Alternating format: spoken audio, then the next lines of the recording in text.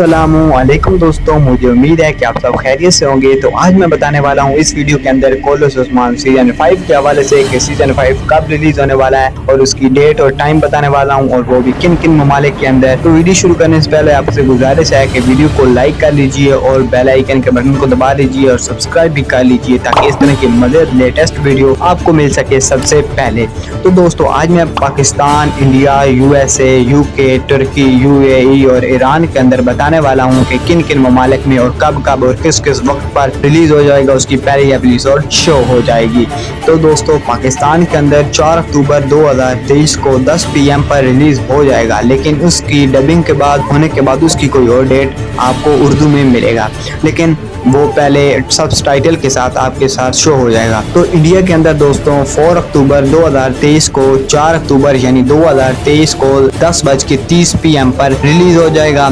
जबकि यूएस में 4 अक्टूबर 2023 को 1 AM पर रिलीज हो जाएगा, यानी कि यूएस में 4 अक्टूबर 2023 को 1 AM पर रिलीज होगा, जबकि यूके में 4 अक्टूबर 2023 6 PM पर रिलीज होगा, जबकि तुर्की के अंदर 4 अक्टूबर 2023 8 PM पर रिलीज होगा, जबकि यूएई के अंदर 4 अक्टूबर 2023 को 9 PM पर रिलीज होगा, जबकि ईरान के अंदर 4 अक्टूबर 2023 को 8 hour and 30 minutes पर PM पर रिलीज होगा। तो दोस्तों, आखिर में हम आपको ये बताते चलें कि